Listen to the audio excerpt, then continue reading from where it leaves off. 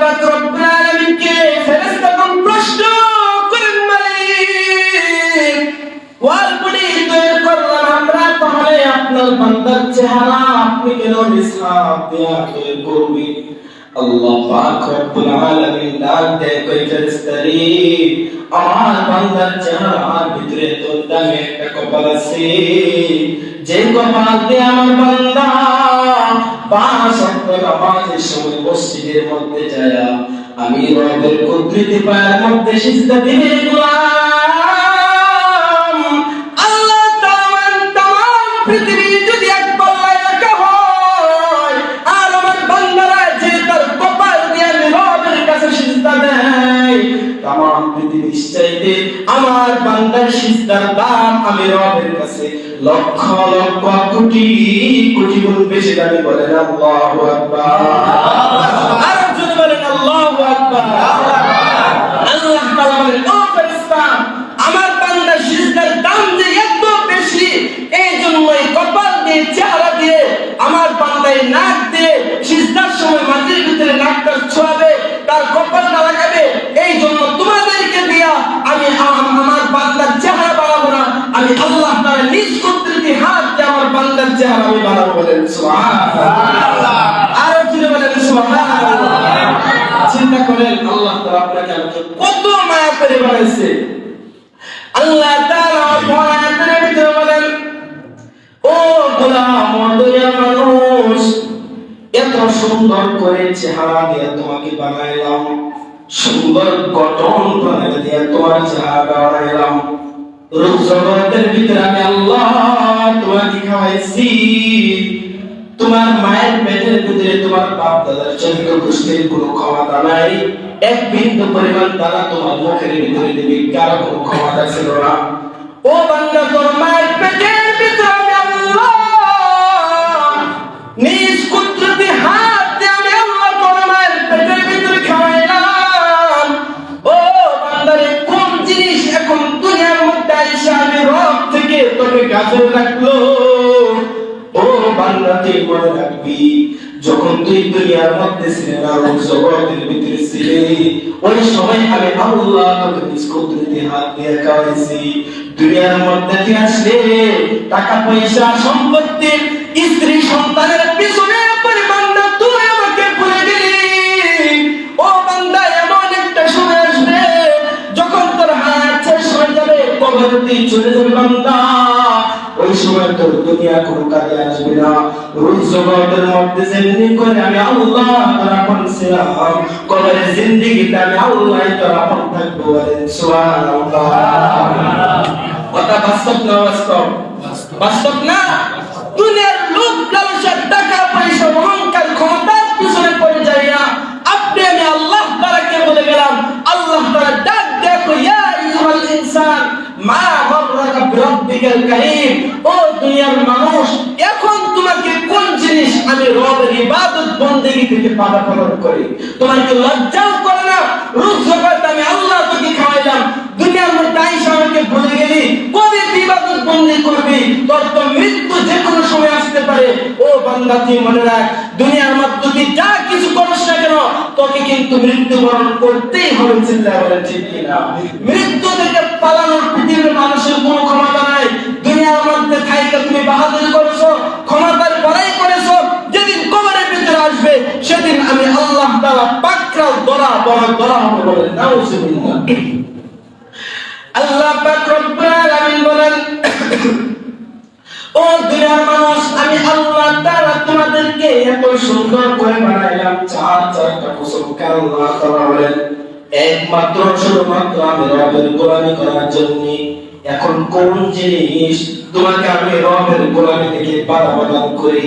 যখন মসজিদের ভিতরে আযান হয়, তুমি বিভিন্ন প্রকারের কাজকর্মের ভিতরে লিপ্ত থাকো, ব্যবসা বাণিজ্যের ভিতরে লিপ্ত থাকো, তোমার পেশার ভিতরে বান্দা তুমি লিপ্ত থাকো।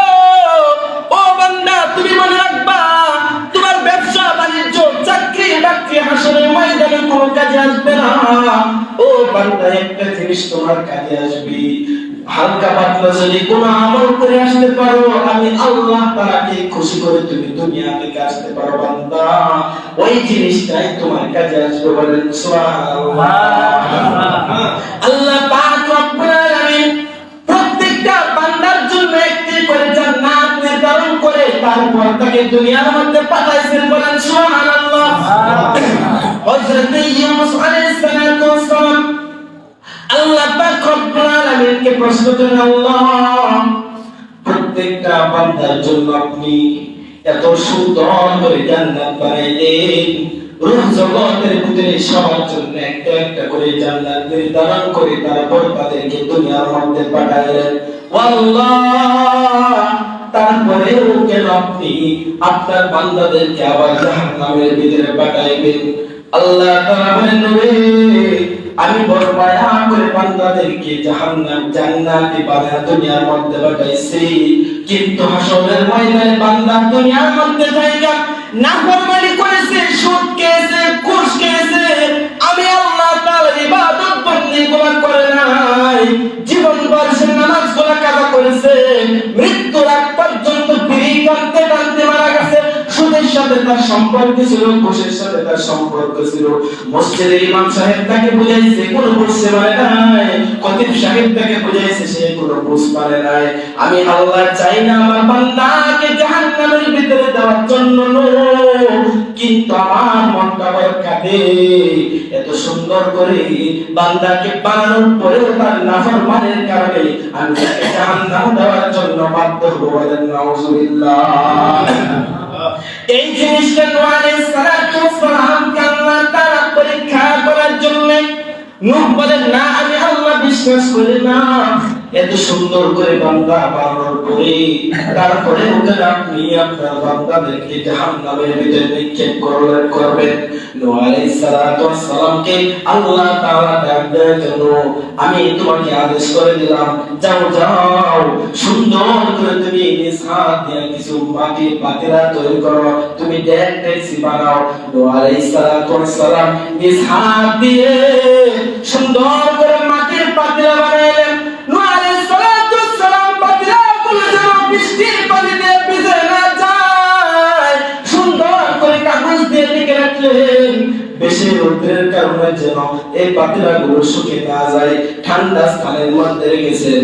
সুন্দর করে পাতিলাগুলো বানানোর পরে আল্লাহ তাআলা ডাক দেয়া করল, তোমার এই পাতিলাগুলো বানানো কি কমপ্লিট হয়েছে? নূহ আলাইহিস সালাতু ওয়াস সালাম বলেন, আল্লাহ হাত নিচে আদেশ করেছেন, সুন্দর করে ডেকসিগুলো আমি বানাইলাম, পাতিলাগুলো আমি বানাইলাম। আল্লাহ তাআলা ডাক দেয়া করল, অনেক মায়া করে বানাইছো, অনেক কষ্ট করে বানাইছো, ও নূহ এখন আমার নিজ হাত দিয়ে তুমি পাতিলাগুলো ভেঙে চূর্ণ বিচূর্ণ করে করে। বলেন সুবহানাল্লাহ। নূহ আলাইহিস সালাতু ওয়াস সালাম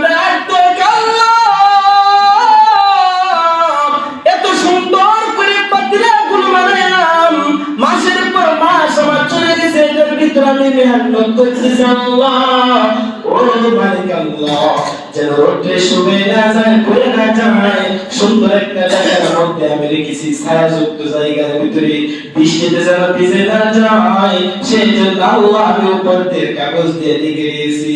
আল্লাহ এখন আমার বলতেছে এই জিনিসগুলোকে আমি ভেঙে ফেলবো, বড় মায়া লাগতেছে। আল্লাহ পাক রব্বুল আলামিন ডাক দেন, সাধারণ নিজ হাত দিয়ে তুমি মাটির পাতিলা বানাইলা, নিজ হাত দিয়ে তুমি আমার এই পাতিলাগুলো ভেঙে ফেললে, বড় মায়া লাগে। ও নূহ তুমি তো জানো না আমি আল্লাহ তাআলা আমার বান্দাকে এত মায়া করে এত মহব্বত করে বানাইছি, আমি কোনদিন চাই না এত মহব্বতি বান্দাকে, জান্নাতি বান্দাকে মহব্বত করে ভালোবেসে বানানোর পরে জাহান্নামে দেওয়ার জন্য। ও নূহ তোমার চিন্তা করে শুধুমাত্র মাটির পাতিলাগুলো তুমি ভাঙবে, তোমার কষ্ট লাগে, আর আমি আল্লাহ তাআলা এত সুন্দর করে নিজ কুদরতি হাত দিয়ে টিপে টিপে আমার বান্দার চেহারাগুলো আমি আল্লাহ তাআলা বানাইছি। ও নূহ তুমি জবাব দাও, আমি আমি যখন জান্নাতি বান্দাদেরকে আমি আল্লাহ জাহান্নামের ভিতরে ফেলে দিব, আমি আল্লাহ তাআলার কত পরিমাণ কষ্ট লাগবে বলেন সুবহানাল্লাহ। আর বলেন সুবহানাল্লাহ।